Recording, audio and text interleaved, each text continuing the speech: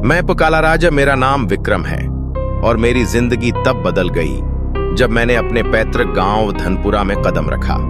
यह गांव जो कभी हमारी पुरानी जमीन हुआ करता था, अब वीरान और डरावना बन चुका था। बचपन में सुनी कहानियां याद आईं, यहाँ की हवेलियों में छिपे काले रहस्य और रातों में सुनाई देने वाली डरावनी आवाजें। धनपुरा में लौटने का कारण मेरे पिता का आदेश था। पिताजी की तबीयत खराब हो गई थी और उन्होंने मुझे गांव की पुरानी हवेली में जाकर कुछ दस्तावेज लाने के लिए कहा था। हवेली के बारे में सब कहते थे कि वहां आत्माएं भटकती हैं, लेकिन मैं अंधविश्वासों पर विश्वास नहीं करता था। मैंने सोचा यह सब पुरानी कहानियां हैं, लेकिन जैसे ही मैंने उस हवेली के करीब कदम रखा, मुझे अजीब सा एहसास हुआ, जैसे कोई मुझे देख रहा हो। हवेली के दरवाजे पर पहुंचते ही हवा अचानक से तेज हो गई। एक पुराने जर्जर खिड़की के कांच टूटे और हवेली के अंदर से एक ठंडी हवा का झोंका मेरे चेहरे पर लगा। ऐसा महसूस हुआ जैसे हवेली मुझसे बात कर रही हो। मैंने उस आवाज को नजरअंदाज किया और दस्तावेजों की खोज में अंदर चला गया, पर मुझे अंदाजा नहीं था कि वहां मेरे लिए किस्मत ने क्या तैयार कर रखा था। हवेली के अंदर घुसते ही अजीब अजीब चीजें शुरू हो गईं। हर कदम पर फर्श चरमरा रहा था और दीवारों से अचानक आहटें सुनाई देने लगीं। मेरे शरीर में सिहरन दौड़ गई, लेकिन मैं दस्तावेज ढूंढने में लगा रहा। हवेली के पुराने कक्ष में पहुंचा, जहां एक पुराना संदूक रखा था। जब मैंने संदूक खोला तो उसमें एक अजीब सा तावीज मिला, काले रंग का और भारी। जैसे ही मैंने तावीज को छुआ, हवेली के भीतर की सारी दीवारें हिलने लगीं।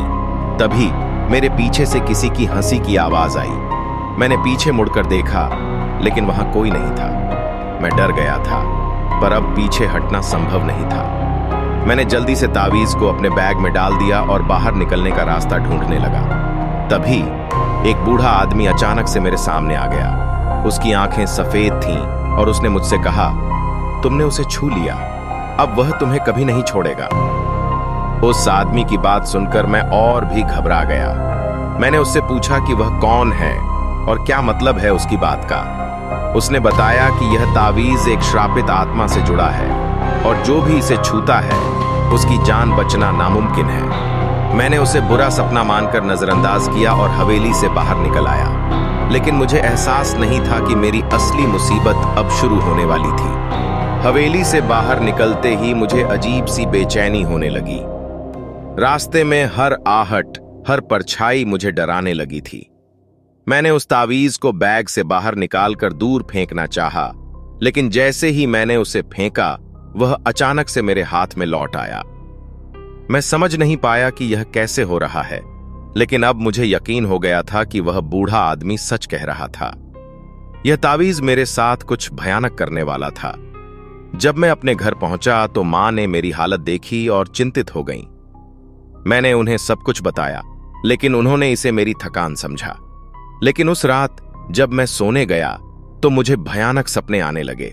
सपनों में वही बूढ़ा आदमी बार बार दिखाई दे रहा था और उसके पीछे एक परछाई, जलती हुई आंखों वाली एक औरत मुझे देख रही थी। उसके चेहरे पर जलने के निशान थे और उसकी चीखें मेरे कानों में गूंजने लगीं। सीने में डूबकर जागा, लेकिन उस समय मैं अकेला नहीं था। मेरे कमरे में वही परछाई खड़ी थी और उसने धीरे धीरे मेरी तरफ बढ़ना शुरू किया। मेरा शरीर हिल नहीं पा रहा था और मैं अपनी चीख को अंदर ही अंदर दबाए बैठा था। जैसे ही वह मेरे करीब आई, अचानक से वह गायब हो गई। मैं समझ नहीं पाया कि यह सपना था या सच, लेकिन अब मैं पूरी तरह से डर चुका था। अगली सुबह मैंने उस तावीज को लेकर ओझा धीरज के पास जाने का फैसला किया।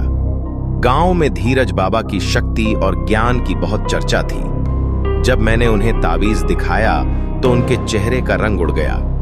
उन्होंने बताया कि यह तावीज एक श्रापित आत्मा से जुड़ा है, जिसे मरने से पहले काले जादू का प्रयोग करके बंद किया गया था और अब वह आत्मा मुझसे बदला लेने के लिए जाग चुकी थी।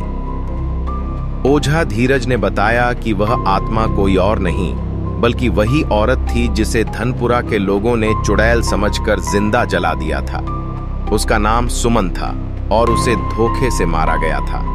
उसकी आत्मा का श्राप अब मेरे ऊपर था, क्योंकि मैंने उस तावीज को छू लिया था जो उसकी आत्मा से बंधा हुआ था। अब सुमन मेरे परिवार और मुझसे बदला लेना चाहती थी। धीरज बाबा ने कहा कि इस आत्मा को शांत करना आसान नहीं होगा। इसके लिए एक बहुत कठिन अनुष्ठान करना होगा जिसमें मेरी जान भी जा सकती थी। लेकिन अब मेरे पास कोई और रास्ता नहीं था। मैंने बाबा की बात मानी और अनुष्ठान करने के लिए तैयार हो गया। पर मुझे पता नहीं था कि इस अनुष्ठान में मेरी जिंदगी पूरी तरह से बदलने वाली थी। अनुष्ठान की रात जैसे ही आई, मैं और धीरज बाबा गांव के सबसे पुराने मंदिर में पहुंचे। मंदिर के चारों ओर गहरी खामोशी थी और हवा में एक अजीब सी गंध थी।